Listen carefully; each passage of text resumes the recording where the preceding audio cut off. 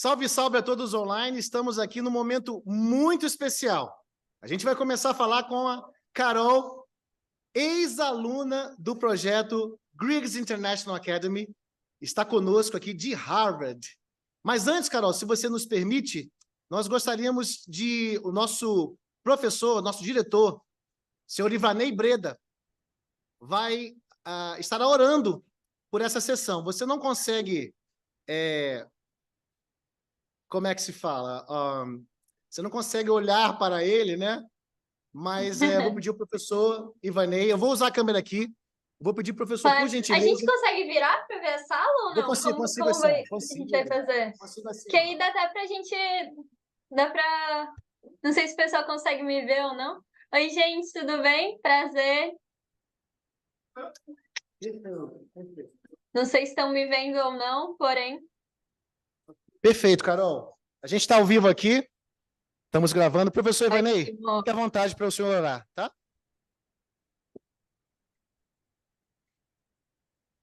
Vamos orar então, galera.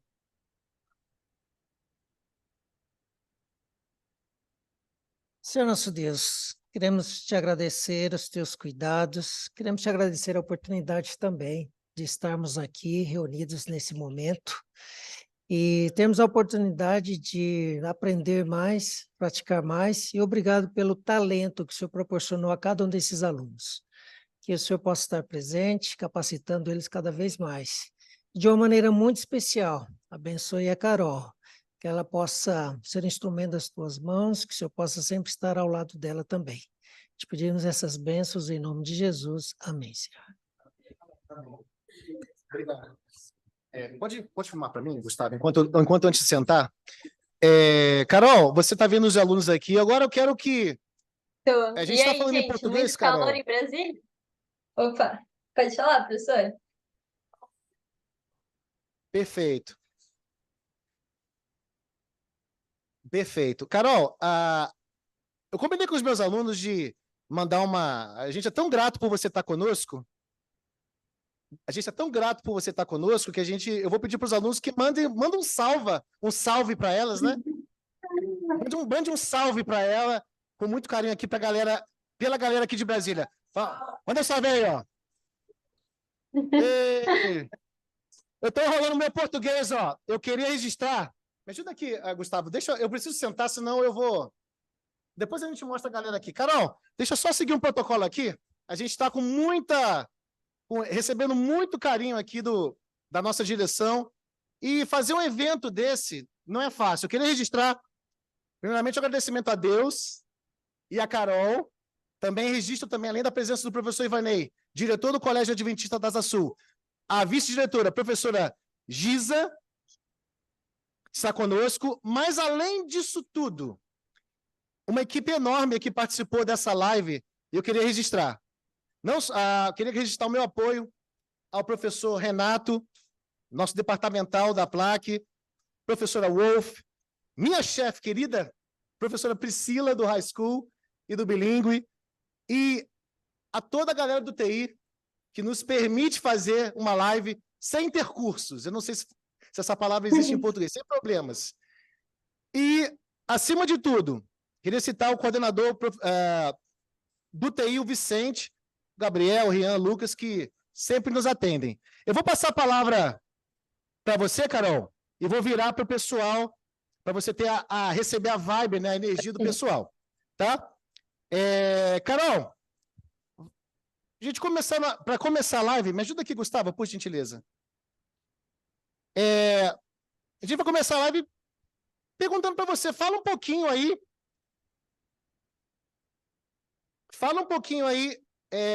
você foi aluna da Rede Adventista de Ensino, fez o programa do High School e foi admitida em Harvard. Fala para essa turma querida do High School. E essa live ela vai atingir não só os alunos do High School, mas todo um público interessado em participar desse projeto. Projeto que nós somos, talvez, a segunda ou terceira maior unidade em toda a rede adventista, na quantidade de alunos e na qualidade também. Isso é algo para celebrar. Carol, Deus seja louvado sempre pela sua vida. Carol nos atendeu com todo carinho. Carol, fala um pouquinho dessa experiência de ser uma aluna bolsista, participou conosco do High School e agora está cursando Ciências Sociais em Harvard. Boa tarde, Carol. Obrigada, professor, pelo convite. Super feliz de estar aqui com vocês, gente. Tem alguém que estava aqui no ano passado, quando eu estava aí na escola? Ah, boa, legal. Ah, que massa, que legal, bastante gente. Legal. Foi super legal estar aí. Que bom que tá dando para a gente conversar de novo agora um pouco virtualmente. Então, se vocês quiserem fazer pergunta, alguma coisa, podem só levantar a mão. Acho que tem alguma logística aí de passar o microfone, mas se vocês quiserem fazer enquanto eu vou falando, podem super ir me interrompendo. Agora comecei agora, 2 semanas atrás, o segundo ano da faculdade, então estou super no comecinho. A experiência no Griggs, no programa de high school, foi uma experiência super legal. Acho que é uma experiência muito diferente do ensino médio, né? Vocês que estão agora vivendo sabem muito falar isso, da diferença que é fazer o ensino médio e fazer o high school ao mesmo tempo, né? É uma abordagem muito diferente para a educação e eu gostei muito da abordagem do high school. Acho que algumas coisas que, para mim, me ajudaram muito foi... Primeiro, eu gostei muito de escrever essay, assim, de poder investigar as coisas mais profundamente através das redações. E eu sei que isso é uma coisa que às vezes é chato no processo de fazer, mas primeiro, ajuda muito para quem quer tentar a faculdade no exterior. Você tem que escrever a redação, tanto no processo, quanto é assim que funciona o sistema de ensino, assim, então todas as minhas avaliações são essays, basicamente. É muito menos prova para aulas de humanas, de ciências sociais, e é muito mais redação, essay mesmo. Então foi muito legal que eu já tive exposição a isso no high school, né? Você poder ter um tema em todas as matérias, né? Desde US History até American Literature, ter um tema, sentar, pensar, refletir, pegar a bibliografia e escrever sobre esse tema, escrever as essays. Então, isso eu gostei bastante. Gostava mais do que fazer prova, por exemplo, ou das outras formas de avaliação. Poder escrever em inglês, treinar essa escrita em inglês. Então, acho que isso é uma forma... Como que as salas de high school, geralmente, elas são menores do que a sala de ensino médio, né? Tem uma oportunidade muito grande de ter um feedback grande dos professores, né? E um aprendizado bem individual. Então, acho que isso foi algo que foi bastante importante para mim, assim, no high school. Explorar outros temas, assim, que eram... que a gente não explorava no ensino médio. Acho que o ponto de literatura para mim foi forte, porque não sei se vocês sentem isso, mas acho que uma coisa que eu sentia bastante é que a literatura no currículo brasileiro, ela é muito você aprender a história da literatura, né? A gente tem que aprender, tipo assim, essas são as escolas literárias. Você aprende a história da literatura. E a literatura no currículo americano, pelo menos que a gente aprende no high school, a gente tem a oportunidade de ler um pouco de alguns livros, de aprender as histórias realmente, né? Quais são essas histórias da literatura? Então, isso eu achei super legal. A gente não precisava ficar aprendendo só sobre a história da literatura, mas também mergulhar nas histórias que a literatura apresentava pra gente. Então, explorar alguns conteúdos que a gente não tem acesso muito no ensino médio e ter essa complementariedade, né? De algumas coisas que o high school nos oferece, algumas coisas que o ensino médio não oferece. E isso é super legal. Então, acho que tem tanto esse ponto de habilidades, de aprender a escrever redação, a praticar o inglês, em um contexto em que você não está praticando o inglês em si, mas em que você está praticando o inglês em um contexto acadêmico, né? Você está aprendendo a se expressar em um contexto acadêmico em inglês, está aprendendo conteúdos em inglês, isso é super legal. Para mim fez total diferença. Não sei se vocês têm alguma pergunta específica, gente, sobre isso. Como está sendo a experiência de vocês? Carol, o pessoal está naquela... Pode filmar, Gustavo, aqui a gente faz ao vivo, né? Quem sabe faz ao vivo. Vamos lá. Carol, eles estão um pouco tímidos, mas eu vou desafiá-los. Ninguém está me vendo aqui. Eu vou desafiá-los agora. Você, a partir de agora, você pode mandar perguntas. Antes de eu liberar o microfone, você pode mandar perguntas para aquele WhatsApp ali.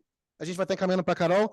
Mas, Carol, tem ali eu falei microfone, é o telefone, né? É o telefone. Carol, eu tenho uma segunda pergunta antes de passar.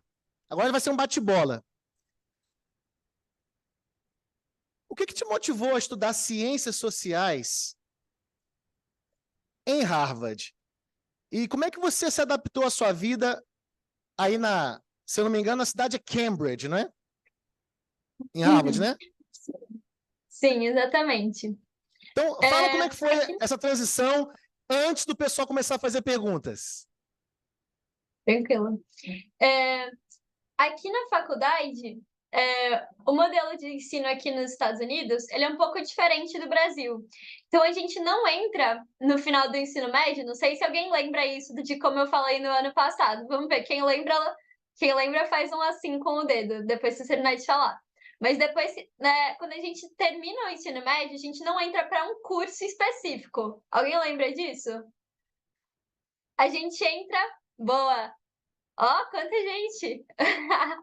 A gente entra para uma faculdade, né, para a universidade, e a gente declara o nosso curso só no segundo ano de graduação. Então, eu vou estar declarando o meu curso daqui umas 2 semanas, mais ou menos. Então, você tem nesse tempo um grande espaço para exploração mesmo, para você explorar. Não é que nem no Brasil, em que você entra direto em um curso específico. Então, eu já vou fazer ciência política, eu já vou fazer medicina veterinária, eu já vou fazer física. Você tem um espaço muito grande para explorar as áreas e tem menos requerimentos também das áreas do curso principal que você vai fazer. Então, enquanto no Brasil, por exemplo, toda a sua faculdade, a graduação, é muito voltada em torno do curso que você vai fazer, se você vai fazer medicina veterinária, por exemplo, ou economia, quase tudo que você está estudando é voltado a você virar um bom profissional naquela área. Aqui, você é encorajado a pegar matérias de várias áreas. Então, se você está fazendo economia, você é encorajado... Você tem menos requerimentos de economia, tem suficiente para se tornar um bom profissional, mas você também tem encorajado a pegar filosofia, biologia, ciência da computação, antropologia e explorar várias outras áreas. Eu gosto muito de... porque ciências sociais. Ciências sociais, não sei se vocês conhecem muito, mas é um curso que existe em algumas universidades no Brasil, em poucas universidades no Brasil. Aí no Brasil ele é um curso que geralmente tem sociologia, ciência política e antropologia. Então ele une as ciências sociais, basicamente. Aqui na faculdade, ele é um curso que surgiu sendo um anticurso, então com o objetivo de ser o mais transdisciplinar possível, interdisciplinar possível, para você poder fazer várias matérias de ciências sociais diferentes e estabelecer um tema de estudo para você. Então, eu faço matérias de antropologia, economia, sociologia, ciência política, história, filosofia, nessas ciências sociais. Para mim, é super importante porque meu objetivo é entender a sociedade. Eu gosto muito de entender a sociedade, o que explica, entender a cultura, principalmente, e para mim é super importante entender isso de diferentes lentes. Então, é um curso bastante interdisciplinar. Tem algumas universidades no Brasil, mas também tem algumas universidades separadas. Então, só antropologia, só ciência política, só sociologia, só economia. Então, as ciências sociais separadas. Mas é um curso que une várias áreas das ciências sociais, que é o espaço que eu mais me encontrei. Mas também já fiz matérias de várias outras áreas, porque é uma abordagem para a educação aqui que encoraja muito a exploração de outras áreas. Também super encorajo vocês fazerem isso quando entrarem na faculdade, assim, pegarem matérias que talvez vocês vão se desafiar e encorajar vocês a pensar de outras formas. Carol, agora aqui, ó. Gustavo, foca em mim, vamos lá. Agora, eu fiquei maluco com as perguntas aqui, um monte de gente mandando pergunta. A primeira pergunta para você, ó, pergunta bem fácil, Carol. Muito fácil. Ó, Júlia Castanho, o que você fez para entrar em Harvard além do high school. Perguntinha ótima. Legal. A última vez que eu fui aí, eu falei mais sobre isso do processo de entrar. Como faz para aplicar para uma universidade no exterior. Não sei se vocês lembram. Mais ou menos. Então, é um processo holístico, não é um processo como vestibular no Brasil, mas que envolve vários requerimentos. Então, envolve desde as notas da escola, em toda a parte da sua escola, também envolve as extracurriculares, que é uma parte muito importante do processo, que é tudo que você faz fora da escola. Então, isso pode ser projetos, projetos de impacto social, projetos pessoais, pode ser serviço comunitário, pode ser pesquisa, pode ser esporte, arte, pode ser qualquer coisa, as extracurriculares, que você faz fora da sala de aula. Isso envolve prêmios que você ganhou, às vezes prêmios que você ganhou por causa da sua extracurricular, então às vezes você fundou alguma coisa, ou às vezes você fez uma pesquisa e apresentou em uma feira de ciências, às vezes você ganha prêmios por causa disso, ou às vezes você só fez Olimpíadas, por exemplo, do conhecimento, Olimpíadas de Matemática, Olimpíadas de História, e ganhou prêmio por causa disso. Então, essa parte das extracurriculares e dos prêmios também é importante. Além disso, também pede as cartas de recomendação, que são cartas dos professores de vocês, dos professores e diretor da escola, ou diretora. Então, cartas de recomendação também. Uma outra parte importante do processo é o vestibular, que é uma prova de inglês e de matemática. Só inglês e matemática, que você faz para testar se você tem o nível para entrar naquela universidade.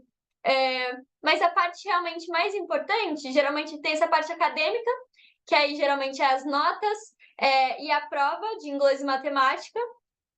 Tem a parte pessoal, que é as extracurriculares e os prêmios, e aí as cartas de recomendação. Obrigado, Carol. Agora, muita pergunta aqui. Agora a gente vai fazer o melhor aqui para atender as demandas. Então, aqui eu recebi da Camila. A gente quer saber se você mora, né, na universidade, se tem colega de quarto. E pedir para ela dar algumas dicas e falar sobre as aplicações para universidades de fora do país, eu imagino. Cortou aqui. Legal. Aproveitando aqui, peraí. Agora voltou a mensagem.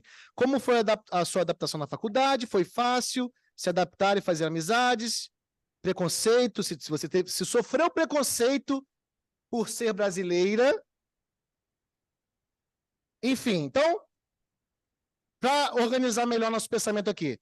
Se você mora na universidade, se tem colega de quarto, dicas sobre aplicações para universidades para fora do país, americanas. E é isso, também tem a questão do preconceito.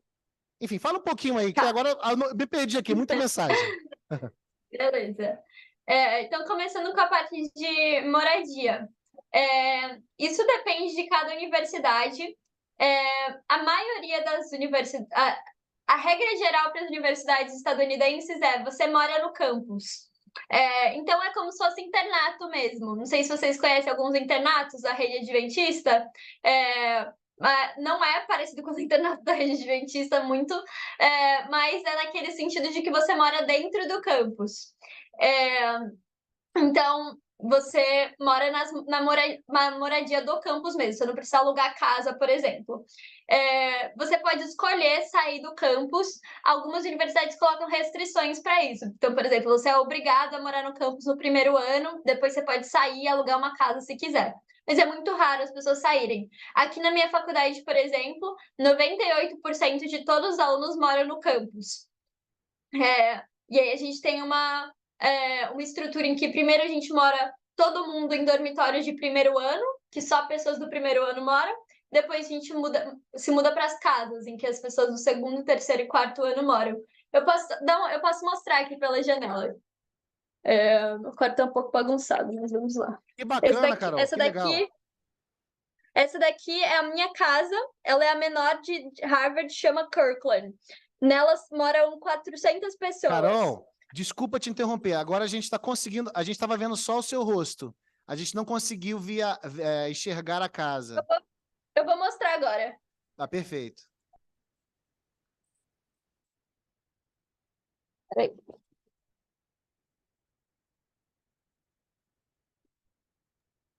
Ó, sente só a vibração da galera aqui na minha sala. Tá dando para ver?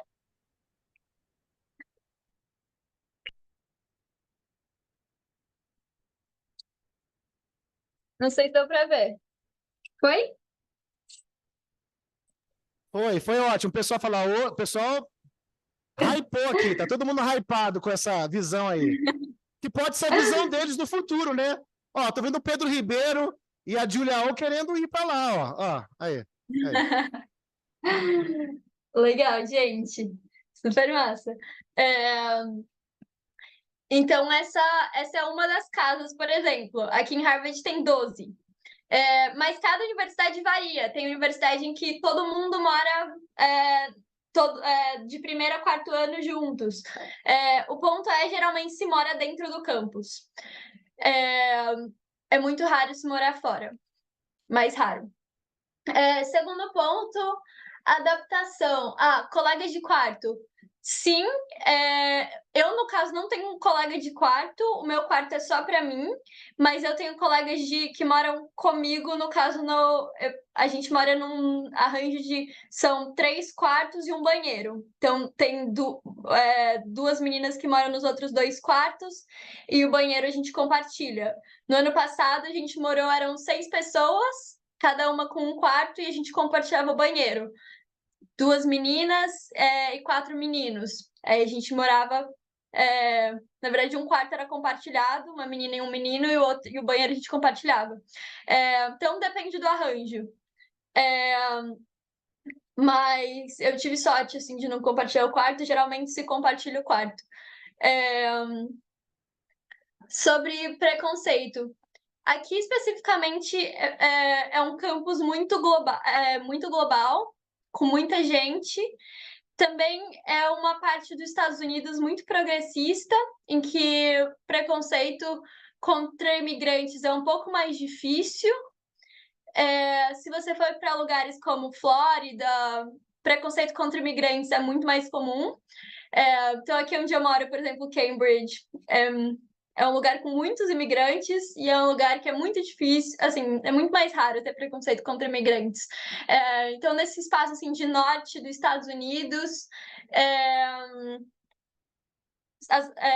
onde tem mais as universidades, assim, é um espaço bem progressista mesmo. Isso vai mudar muito se você for para universidades mais para o sul. Então, eu tenho amigos que são de universidades mais para o sul e a situação é um pouco mais difícil em questão realmente de preconceito. As regiões dos Estados Unidos são muito diferentes. Questão de...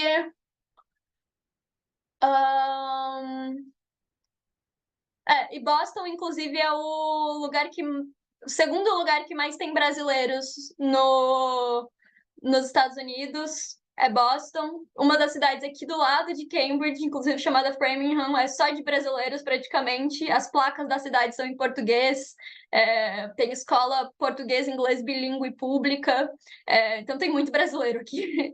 Tem realmente muito brasileiro em Boston. E tem muito imigrante de todos os lugares. E no campus em si, é um campus com muita gente de todos os lugares. Então, bem normal. E é uma coisa positiva, assim, uma coisa que acrescenta para você. Sobre dicas para aplicação, assim, acho que nesse momento é realmente vocês começarem a construir a aplicação de vocês, dependendo de em qual momento vocês estão, assim. Então, começar a se informar sobre a aplicação o máximo possível e começar a construir o perfil de aplicação de vocês. Então, começar a fazer extracurriculares que sejam competitivas. Se tiver muita gente interessada em candidatura para a universidade, vocês podem começar um clube de aplicação para os Estados Unidos aí na universidade de vocês. Clube da Application. Por exemplo, em que vocês se reúnem para discutir sobre esses temas, em que vocês, enfim, trazem convidados, em que vocês estudam juntos sobre isso, O ponto é realmente que não é algo como o vestibular no Brasil, em que você pode deixar para o último ano do ensino médio. É algo que você precisa construir desde cedo no ensino médio.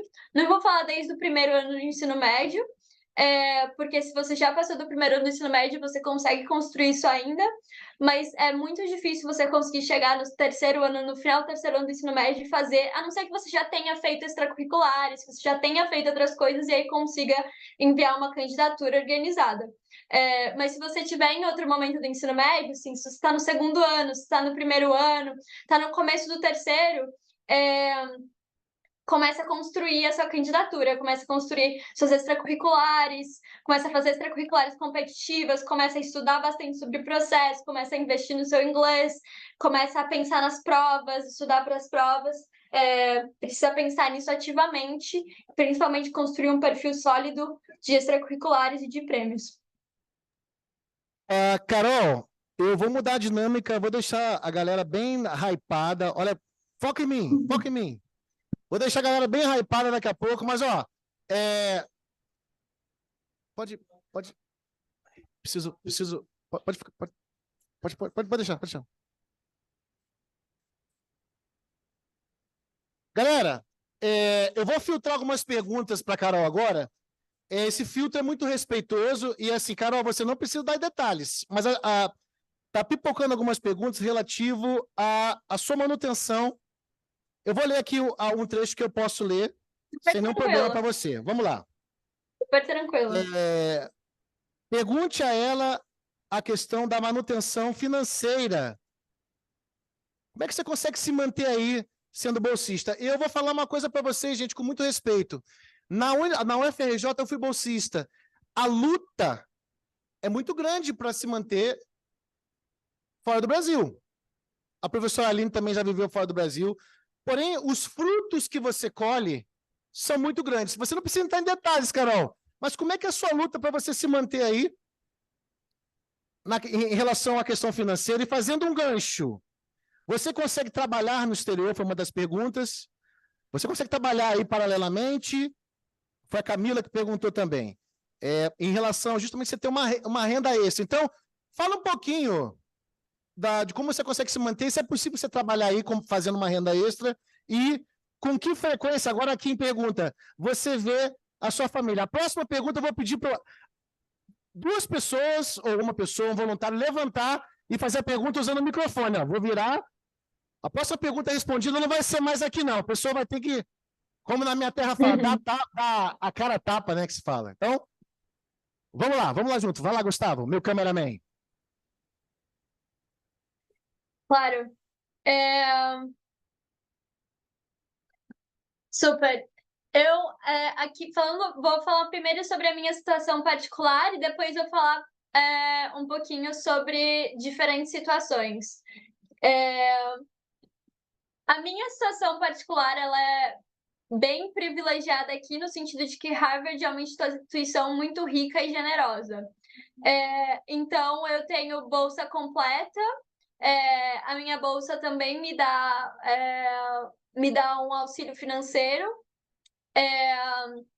para viver aqui. Não é suficiente no sentido de pagar passagem, pagar essas coisas, pagar outros gastos, mas no sentido de você estar chegando aqui, precisa comprar notebook, precisa comprar coisa para o quarto, precisa arrumar as coisas, você não precisa desembolsar nenhum dinheiro próprio, assim.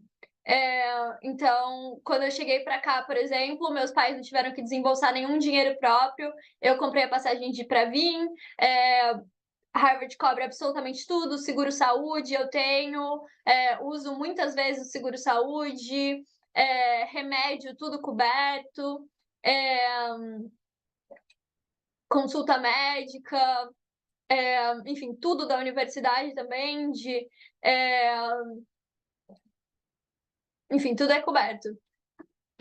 Coisas que não são cobertas, e aí tem esse dinheiro extra que é insuficiente durante o semestre. Pelo seu visto de estudante, você pode trabalhar até 20 horas por semana. Tem muitos trabalhos no campus. É muito comum trabalhar no campus e tem muitos trabalhos disponíveis que pagam bem. bem no sentido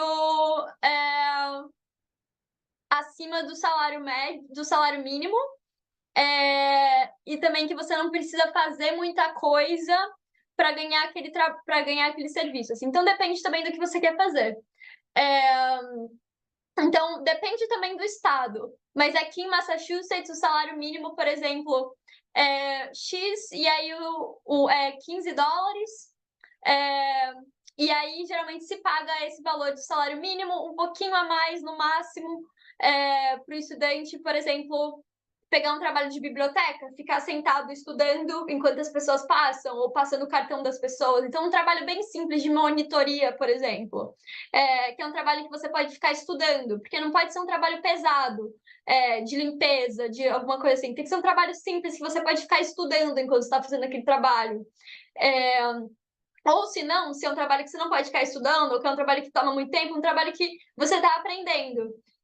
Então, eu trabalho como assistente de pesquisa também. Então, é um trabalho que eu faria mesmo se eu não fosse paga por ele, porque é um trabalho que eu estou aprendendo, que é um trabalho que me interessa muito, que eu gosto muito de pesquisa. Então, também sou assistente de pesquisa de uma professora, que é um trabalho que também me paga. Todos esses trabalhos, eles são pagos por hora. E aí você não pode fazer mais de 20 horas por semana. Isso ajuda com os gastos extras que você tem, que esse dinheiro é insuficiente, que a faculdade dá, que são basicamente livros. Eu tenho que comprar muito livro, porque todas as minhas aulas são de leitura. Então, mostrando aqui, por exemplo, esses são alguns desse semestre que ainda não chegaram todos. Então, tipo, para comprar cada um deles é caro. Comida, se você precisa sair para comer porque o refeitório fechou. Gastos pequenos, assim, se você quer sair. Então, esse tipo de gasto. Então, esse é um ponto, trabalho. Segundo ponto é o momento que você pode trabalhar nas férias. As férias do meio do ano, ela aqui nos Estados Unidos, ela é muito grande. Então, ela é de metade de maio até setembro. Então, 3 meses e meio de férias. Porque é umas férias que você é esperado para fazer alguma coisa, basicamente. Então, você é esperado a fazer pesquisa, fazer um estágio, fazer trabalho, fazer alguma coisa. Você pode trabalhar nessas férias e conseguir dinheiro. Tem muitas oportunidades da faculdade também. Se você quiser, por exemplo, eu quero fazer trabalho numa agência que não vai me pagar nada, porque é uma agência, por exemplo, do governo, ou é uma agência de impacto social, é uma agência que eles não têm dinheiro para me pagar. Por exemplo, a ADRA. Eu quero trabalhar na ADRA. E a ADRA não vai poder me pagar. A faculdade muitas vezes tem dinheiro para te pagar para você fazer esse trabalho. Isso é comum que várias faculdades tenham. Então, você também pode juntar dinheiro nesse período. Qual é o... então, e muita gente vai para trabalho que é muito bem pago. Então, muita gente vai para finanças, vai para banco, vai para ganhar dinheiro nesse período. Deixa eu ver se eu esqueci alguma coisa. Tirando... e aí, falando agora sobre uma situação mais geral. As coisas são muito caras, no sentido de transformando para o real. Então, se precisar pagar por alguma coisa, no sentido de a bolsa não é completa, é muito difícil. As universidades são muito caras. Por exemplo, Harvard custa $90 mil por ano. E isso é considerando o custo das aulas, do estudo em si, mas também considerando o refeitório, considerando acomodação. Então, se a universidade, alguma outra universidade, por exemplo, te dá uma bolsa que cobre só as aulas, mas falta refeitório e acomodação, só pagar o refeitório e acomodação vira um custo muito grande. Às vezes, te dão todo esse valor, mas falta o seguro-saúde, que é algo muito pequeno. Mas só pagar o seguro-saúde, convertendo para o real, vira algo muito grande. Então, essas coisas, por causa do valor do dólar, acabam virando coisas muito grandes. E no início, às vezes, é mais difícil. Quando você já está aqui, se estabelece por um tempo maior, tem muitas oportunidades de trabalho. Então, ser assistente do professor em uma aula, as aulas todas precisam de assistentes do professor, os professores todos precisam de assistente para corrigir trabalho, corrigir tarefa, ajudar a conduzir aulas, sessões pequenas de aulas. Tudo isso é pago. Então, as universidades costumam ter bastante recurso também para pagar os alunos. E depois que você encontra trabalhos e consegue fazer eles durante o semestre, acaba ficando mais tranquilo. Mas é uma rotina puxada também de trabalhar enquanto você está fazendo isso. Acaba dependendo muito da sua bolsa. Então, eu acho que é isso que eu posso falar sobre mais um pouquinho da minha experiência. Mas é super possível, procurando universidades que ofereçam bolsa completa, principalmente. E em questão de se manter aqui, tem vários trabalhos no campus, isso é permitido pelo visto, é encorajado, é muito comum os alunos fazerem, e também durante o semestre, durante a metade do ano, tem umas férias longas que também dá para trabalhar por um grande período e juntar dinheiro em firmas muito bem reconhecidas, se você quiser juntar dinheiro. Sobre ver minha família, eu acabei de passar 3 meses e meio no Brasil. Eu literalmente vim para cá há 20 dias atrás. Inclusive, fiquei em Brasília por grande parte desse tempo, nesse meio do ano. Fiquei um tempo por aí. Então, Perfeito, Carol. Interessante que, fazendo um gancho rapidinho, eu sei que você deve estar ocupada, provavelmente com outros compromissos acadêmicos, mas assim, estão perguntando aqui, a Kim está perguntando para mim aqui, ou melhor, para você, quantas línguas você fala e se teve algum método de estudo que você usa, que você acha que é importante para todo mundo saber aqui, inclusive eu também, né? E fazendo um gancho, tem algum voluntário ou voluntária que quer perguntar? O Pedro queria perguntar coisas do Grêmio, né, Pedro? Levanta aí, tá? Então, quantas línguas você fala? E o Pedro vai fazer uma pergunta para você relativo a alguma coisa ao Grêmio. Pode virar a câmera, Gustavo. legal. Ele vai fazer a pergunta antes? Aí, boa. Oi. Tá me ouvindo? Tô. Então, tudo certo. Eu queria perguntar quanto a se um trabalho no Grêmio Estudantil do colégio contaria como uma atividade extracurricular. E outra coisa é mais na questão de por onde que você entraria em contato com Harvard. Se eles têm um site, se você tem que mandar tipo um e-mail, se é uma unidade presencial. Como que você efetivamente faria essa sua inscrição, esse processo todo? Obrigado. Legal. Boa pergunta. Peraí, o método de ficar estudo, aqui, né? Pedro, porque eu tenho follow-up questions. Rapidinho. Você queria entrar em contato para quê? Exatamente, só para eu poder guiar minha resposta. Digo, por onde você fez sua inscrição, por exemplo? Eu imagino que você vai tá, ok. para fazer o Agora. SAT Entendi a e pergunta. tudo. Entendi a pergunta. Beleza.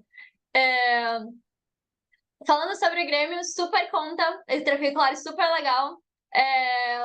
Então, sim, qualquer envolvimento com atividades fora da escola, fora do currículo escolar, contam. Qualquer coisa que vocês começarem na escola, então, clube na escola, Grêmio, associação estudantil, projeto de arrecadação de alguma coisa, enfim, qualquer uma dessas coisas é super uma extracurricular. Sobre como fazer a candidatura, você faz por uma plataforma chamada Common App. Common, então, comum, App, Application, app. Então, por lá você envia toda a sua candidatura no 3º ano. Ela abre... Você está no 3º ano já? Sim, tô. Boa. Então, já abriu agora em agosto. Abriu em agosto a plataforma para você enviar a sua candidatura no final do ano. Então, você envia toda a sua candidatura por lá. A Greggs tem vários recursos, Pedro, que você pode acessar de college application. Então, eu entraria em contato com algum dos coordenadores da Greggs, pediria algum apoio em relação a isso para você enviar sua candidatura, se você for realmente querer enviar sua candidatura. Ainda mais se você tem um Grêmio, alguma coisa, então tentaria entrar em contato com algum dos coordenadores. Mas você envia toda a sua candidatura pelo Common App. E aí tem várias coisas que você vai preencher lá, suas extracurriculares, seus honors, tem redações que você vai fazer, então essays, que é a parte pessoal, então perguntas pessoais do tipo, qual foi uma vez que você falhou na vida? Conte uma história pessoal sobre uma vulnerabilidade sua, fale sobre algo, uma coisa que importa muito, muito para você, então você vai ter que escrever essays sobre isso, então você faz esse pacotão de coisas lá no Common App e envia para as universidades. Entendi, muito obrigado. Boa sorte. Eu vou quebrar um protocolo aqui. Quanto tempo você tem mais com a gente, Carol? Você deve estar muito ocupada aqui. Ou melhor, aí, Não, né? que isso. Tranquilo, Beleza. Quanto que vocês quiserem, assim, uns 20 minutos. Beleza. A gente vai usar 10 minutinhos, Depende então. de vocês, A eu não sei qual é o Kim, horário que termina aí. tá dando um delay para mim aqui. Vamos lá. A Kim perguntou em relação ao seu método de estudo. E eu já vou pedir para uma pessoa se aproximar, né? Já para fazer a outra pergunta. Quem? Eu tô sem óculos. Quem? Eu tô sem meu óculos. Quem gostaria de fazer uma pergunta? Senão eu vou liberar a Carol daqui a pouco. Professora Aline? Então vamos lá. A quantas línguas você fala, Carol? E também, a questão do... quantas línguas, né? Faltou, né? Quantas línguas e a metodologia de estudo? Que metodologia que você usa? Boa. Quantas línguas? Gente, só falo inglês e espanhol, assim. Não falo outras línguas, não. Eu já comecei a aprender francês, porém parei. No ensino médio, então não falo mais línguas. Sobre como eu aprendi, eu acho que, tipo, o mais útil para mim realmente foi imersão no idioma, assim. Então, ouvir muita música, ouvir muito podcast, muita série, ler, então tentar ficar o mais imerso possível no idioma, falar bastante, então tentar consumir o máximo de conteúdo em inglês. Isso me ajudou bastante. Metodologia de estudo depende muito para qual tipo de estudo, assim. Tem alguma matéria específica que a pergunta pensou? Que a pessoa da pergunta pensou? A Kim tá falando aqui. Quer falar com ela aqui, Kim? Não? Nessa hora a timidez bate. A Kim tá perguntando metodologia. Você tem algum método específico, né, Kim? Para aprender mais rápido, para memorizar isso que você quis perguntar? Mais ou menos isso? Tá tímida, né? Eu também ficava. Alguma metodologia que você Boa. usa, enfim. Eu sou bem, assim, a minha ideia de educação é bem contra memorização, por isso eu me dei muito mal no ensino médio. Não me dei mal no sentido de notas ruins, mas me dei mal de eu não vi a hora de acabar. Então, eu não consigo oferecer nenhuma metodologia nesse sentido de ajudar ninguém a aprender mais rápido ou memorizar coisas, porque eu não acho que é isso que vocês deveriam fazer e nem que deveria estar sendo pedido de vocês. Então, eu sinto muito que muitas vezes esse o espaço em que vocês se encontram, e também era o espaço em que eu me encontrava.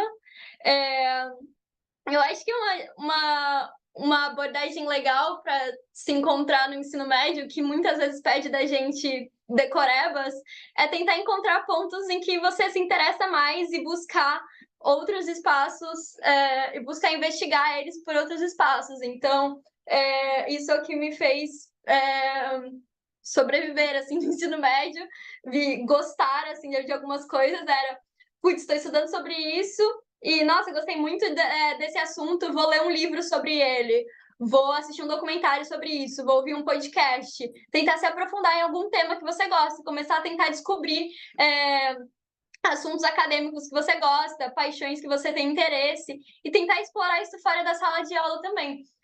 As extracurriculares foram um ponto super importante para mim no ensino médio, não só para a application, e assim, a application foi um resultado disso, mas também porque eu podia explorar pontos que eu tinha muito interesse, descobrir interesses meus fora da sala de aula. E trazer isso para a sala de aula também, no sentido de muitas coisas que eu aprendia se refletiam dentro da sala de aula, né? Então, acho que eu não consigo oferecer nada no sentido de ajudar ninguém a decorar mais, mas acho que eu consigo talvez oferecer uma pergunta no sentido de vocês verem algum material que vocês estão estudando, algum tema que vocês estão estudando e tentarem identificar qual é algum ponto que vocês têm relação com aquilo, qual é algum ponto que interessa vocês mais e tentar push e tentar se aprofundar. E aí buscar outros materiais e outros recursos por fora. Acho que um ponto que é muito legal também e que é legal para quem quiser aplicar e quem quiser fazer carta de recomendação, porque sempre impressiona os professores, tentar ampliar o repertório de perguntas que a gente faz dentro da sala de aula. Acho que principalmente no ensino médio as perguntas são muito para copiar? Eu não entendi isso. O que isso tem a ver com aquilo? E eu acho que a partir do momento que a gente começa a explorar esses temas que nos trazem interesse, a gente começa a relacionar um tema com outro, ver as consequências de um tema do passado com esse, enfim, fazer algumas conexões e explorar esses temas fora da sala de aula também, as nossas perguntas começam a ficar mais elaboradas. Então, a gente começa a trazer essas perguntas para a sala de aula, essas perguntas mais elaboradas, e os professores se impressionam muito fácil, geralmente, também porque as perguntas geralmente são mais básicas no ensino médio. Então, para quem quiser carta de recomendação, isso aí é uma boa dica.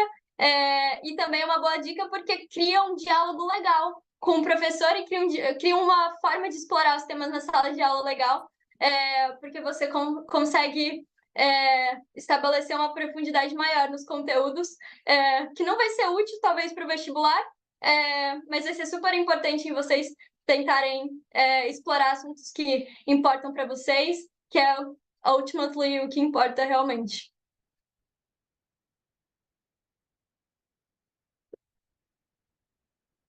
Carol, eu sei que o seu horário está apertado. Ó, câmera. Eu sei que o seu horário está apertado, mas a Júlia Castanho quer fazer uma pergunta para você. Rapidinho. Professor, pode falar. Tranquilo. Eu queria te perguntar sobre seus horários. Tipo, você escolhe as aulas que você quer ter? Tipo assim... E quanto tempo dura suas aulas, assim, em média, tipo, um horário? É isso. Boa, Júlia. Legal. Sim, a gente escolhe as aulas que a gente quer ter no semestre. Então, a gente tem requerimentos que a gente precisa cumprir, tanto os requerimentos do curso que a gente declara, quanto os requerimentos da faculdade em geral. Então, os requerimentos da faculdade geralmente são assim: você precisa cumprir um requerimento de ética da faculdade. E aí você tem várias aulas que pode cumprir esse requerimento de ética. Então, você tem esses requerimentos, mas no final, quem decide as aulas realmente do seu semestre é você. Então, você pode escolher, eu quero cumprir esse requerimento esse semestre, ou não. Ou eu quero deixar para cumprir no próximo semestre. Então, você escolhe as aulas do seu semestre, basicamente. Você pode deixar tanto um semestre muito difícil, ou você pode deixar um semestre um pouco mais leve. Você pode balancear o seu semestre. Em questão das aulas, da rotina em si, a quantidade, primeiro falando antes da rotina, geralmente é de 4 a 6 aulas. É muito raro alguém fazer 6. O mais comum é de 4 a 5 aulas. Então, esse é o mais comum. Semestre passado eu estava em 5 aulas, por exemplo. Esse semestre eu estou em 4 aulas. Então, essa é realmente a quantidade mais comum de aulas. Como é a rotina? Cada aula dessa tem alguns componentes. Então, primeiro, cada aula tem, por exemplo, uma aula teórica, uma palestra, que é normal. O professor só chega e fala para você, dando uma aula. Cada aula tem também uma discussão. Então, que você chega numa sala de, no máximo, 15 alunos e você discute o conteúdo ou a leitura. Então, não é um professor falando para você, você discutindo. Então, geralmente, vamos dizer, de uma aula só. Na segunda, você tem uma palestra de 1h15. Na terça, você tem uma discussão de 1h15. Na quarta, você tem uma discussão, uma aula teórica de 1h15. Então, 2 aulas teóricas e uma discussão. Isso para as aulas que não são de ciências naturais, que tem laboratório. Se você faz uma aula de química, de biologia, por exemplo, se você tem laboratório, aí tem 3 horas de laboratório, aí é diferente. Então, é basicamente assim. Você vai para as aulas teóricas, em que é o professor explicando o conteúdo, e você vai para as discussões, em que é você indo com a leitura, ou com, enfim, com o conteúdo para discutir. Ou seja, conclusão de tudo isso, é muito tempo fora da sala de aula com coisa para fazer. Então, é muito tempo em que você tem que fazer leitura, fazer trabalho, se preparar para as aulas, basicamente. Então, é muito tempo em que você tem que fazer coisas individualmente, passar tempo na biblioteca, passar tempo no quarto, passar tempo fazendo coisas para ir para as aulas preparado, porque é uma aula mais guiada pelo aluno. Não é como o sistema de ensino brasileiro, em que você passa das 7 às 6, por exemplo, ou das 7 às 2 da tarde, sentado na cadeira ouvindo o professor falar. É você passar das 7 às 2 lendo um livro para ir e ficar 1h30 discutindo o livro. Fez sentido?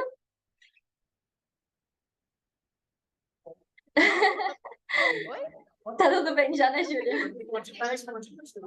Sim, tá respondido. Obrigada. Carol, o tempo está acabando. Eu tô assistindo o pessoal desanimado. Manda energia positiva para Carol aí, ó. Dá um grito aí, ó. Eita, professora Aline quer fazer a última pergunta, né? Vamos lá, professora Aline. Vamos lá, pode fazer. Oi, tudo bom? Tudo bem, eu sou a Aline, professora? eu sou professora. Ela tá ouvindo?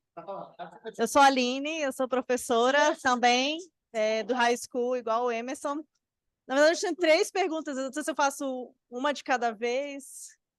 Tá me vendo? Eu não sei se já te perguntaram isso. O que te motivou a fazer um application para Harvard, quando você estava aqui no Brasil, no 2º grau, pensando no seu futuro? Essa é a primeira pergunta. Eu tenho 3. Você quer fazer todas juntas, professora? Como você prefere? A outra é se você achou o ritmo da escola muito forte, se você teve dificuldade para se adaptar a esse ritmo. Você vinha de um 2º grau no Brasil e chegou num dos ensinos superiores mais elevados, né, em nível mundial. Então, deve ter dado eu imagino, né, um tranco, assim. Eu já ouvi gente que fez Harvard falar que lia 100 páginas em inglês por semana, né? Isso eu lia no mestrado, eu não lia na graduação, não lia isso, né? Então, é como se fosse uma graduação equivalente a um mestrado, assim que a gente vê. Então, essa é a segunda pergunta. Se você achou difícil esse adaptar ao ritmo, né? E a terceira pergunta é um pouco mais pessoal. Se você conhece algo sobre o processo seletivo para pós-doutorado, se é parecido com o de graduação. É isso. Boa. Obrigado, Perfeito. professor. Então, começando sobre a motivação, acho que o primeiro ponto foi gostar de uma abordagem de educação que é bastante interdisciplinar, em que eu não preciso escolher um curso de um curso na faculdade logo saindo do ensino médio, e também não me vendo disposta ou mesmo capaz de fazer isso logo no meu 3º ano de ensino médio, de escolher uma faculdade, um curso e fazer ele até o fim, escolher logo uma área. Hoje eu já vejo que eu poderia ter feito isso e poderia ter mudado de área depois, poderia ter me comprometido com cursos mais abertos, como o curso de Ciências Sociais do Brasil, claro. Claro que o amadurecimento passou por diversos níveis e hoje eu vejo que a graduação no Brasil tem vários benefícios, até mesmo, principalmente para mim, que quer trabalhar com políticas públicas e no Brasil. Então, uma graduação no Brasil com certeza faria muito sentido. Então, até às vezes difícil justificar uma motivação para aplicar para cá. Então, acho que a motivação inicialmente ela veio muito por gostar da interdisciplinariedade da educação daqui. Segundo, por gostar da forma da candidatura.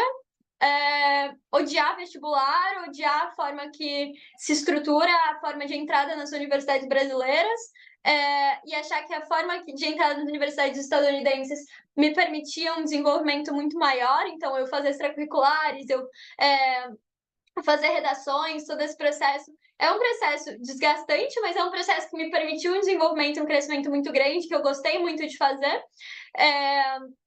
Então, ser atraída também pelo processo em si, foi algo, honestamente, acho que é algo também no sentido de é mais fácil, quando você tem bolsa completa aqui, a vida é mais confortável aqui do que se você morar no sentido de, se eu tivesse passado, por exemplo, na Unicamp, eu não sei como eu ia me manter. Eu não tenho a menor ideia, assim. Então, eu ia ter que, talvez, trabalhar à noite, eu ia ter que... muito, muito mais difícil nesse sentido. Então, tendo bolsa completa aqui, para mim é muito mais fácil nesse sentido. E eu sabia que meus pais não iam conseguir, por exemplo, alugar uma casa para mim em outra cidade para eu estudar, ou alugar uma kitnet, e ter que fazer faculdade de trabalhar à noite ia ser algo muito desgastante, então, levando isso em consideração também. E por último, saber que o processo para entrar nas universidades brasileiras você pode fazer a sua vida inteira. Você pode passar no vestibular com 80 anos de idade e entrar na faculdade, mas para entrar em universidades dos Estados Unidos é só no seu terceiro ano da faculdade, ou um ano depois. Então é só quando você tiver 18 ou 19 anos, basicamente. Então, por que não tentar? Basicamente, eu achava que eu tinha uma chance realística pela minha preparação no ensino médio. Então, eu achava que valia a pena tentar antes para as universidades daqui, talvez depois para as do Brasil, no sentido de que as do Brasil você pode tentar em qualquer momento. Então, acho que um ponto também nesse sentido de estratégia. Mas acho que de motivação, a motivação principal é como as universidades aqui entendem a educação, que é uma educação liberal arts, né, que eles falam, artes liberais, que é aprender por aprender, que é uma educação muito interdisciplinar, que não é formação de um profissional apenas, você não está na graduação para se formar um profissional, você está na educação, você está na graduação para se formar um ser humano, para entender o mundo, para ser um ser humano melhor. Você não está na graduação para se formar um profissional de direito, para se formar um profissional de alguma coisa. Então, acho que esse entendimento me atraiu bastante. A segunda pergunta sobre... a terceira era sobre pós-doutorado e a segunda era sobre... Se você achou difícil o ritmo quando você chegou, o ritmo de estudo. Então, como eu estava falando, você pode escolher essas próprias aulas. E como aqui tem muita gente de todos os lugares, com todos os tipos de base, você pode... Tem gente que entra com uma base que eu nunca vou ter de matemática, por exemplo, na minha faculdade, na vida inteira, assim. Tem gente que entra já com uma base de sei lá, de mestrado, e já entra fazendo uma das aulas que é considerada a aula mais difícil dos Estados Unidos de matemática, e já entra fazendo isso no primeiro ano. Eu entrei fazendo cálculo 1 no meu primeiro ano. Super normal. A maioria dos estadunidenses não fazem cálculo 1 no primeiro ano, porque eles já aprenderam isso no ensino médio. A maioria deles já pulam para cálculo 2. Mas eu não fiz no ensino médio, então eu fiz cálculo 1. Então, vai da sua base, assim. Se você já fez... Se você... tem gente que, aqui nos Estados Unidos, eles escolhem as matérias que eles querem fazer no ensino médio, né? Então, tem gente que sabe tudo sobre ciência da computação, mas nunca estudou, porque fez muito no ensino médio, mas nunca fez uma matéria de sociologia no ensino médio. Então, as bases são muito diferentes em matérias diferentes. Então, eu pego matérias que são consideravelmente difíceis e avançadas no sentido de ciências sociais, mas eu pego matérias muito fáceis de exatas, assim, porque eu estou fazendo uma de estatística esse semestre, por exemplo, e a matéria introdutória de estatística. Porque eu nunca fiz estatística antes no meu ensino médio. E tem gente que já chega sabendo muito estatística, sabendo muita matemática, fez pesquisa sobre isso antes e já vai para uma aula muito mais em cima. Mas no sentido de você não conseguir seguir mesmo as aulas introdutórias, isso não acontece, assim, tem muito suporte, você tem muitos recursos, tem muito, por exemplo, as aulas são bem individualizadas, assim, são muito pequenas, você tem acesso em todos os momentos tem plantões de dúvidas, tem muitas tarefinhas que você tem que ir fazendo para você ir sendo avaliado e você ir pedindo ajuda. Ninguém fica para trás, tipo assim, se você falta uma aula, 2 aulas, você já é chamado na sala do professor para conversar sobre o que está acontecendo. Então não tem como você simplesmente não acompanhar, assim, é só se realmente não quiser. Então, uma questão de, tipo, dificuldade muito grande, ou se você escolher uma coisa que é, tipo assim, eu tô no cálculo 1 e aí nesse semestre eu vou pegar uma matéria super avançada de mestrado de matemática, e é completamente sem noção. Então, tem para todos os níveis. Você pode escolher a matéria que quiser, não é uma grade fixa. Obrigada. E a terceira, se você não puder agora, a gente fala depois. Claro, beleza. O professor pode passar o meu número de WhatsApp para você. Obrigada, viu? E sucesso. Tranquilo. Carol,